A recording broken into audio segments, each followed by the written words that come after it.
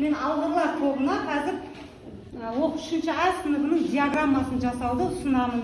Олай болса, біздің сыныпта неше ұл бала бар, неше қыз бала бар, және қанша ұстаз жүр. Осы сыныптың мәліметін осы диаграммаға түсіресіздер. Диаграммасын жасайсыздар, яғни сыныптың. Ал, жасап шығыңдаршы, жақындаймыз, бірге жасап шығамыз.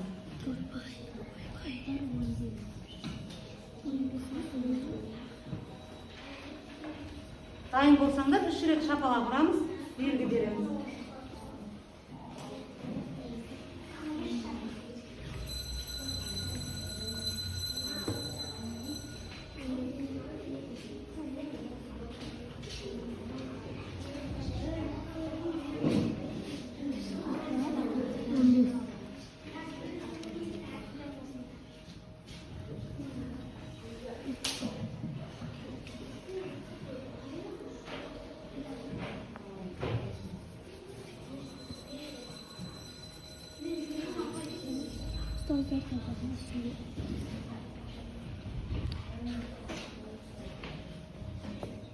Dayısınlar mı?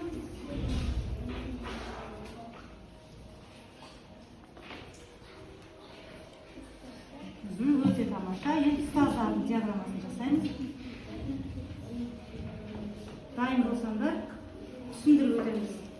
Біздің сыныпта неше ұл бар, неше қыздар бар, ұстаздар неше жүр сыныпта дәл қазір.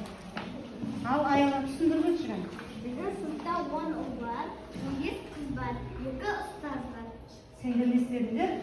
Сыныптың диаграммасын құрдық.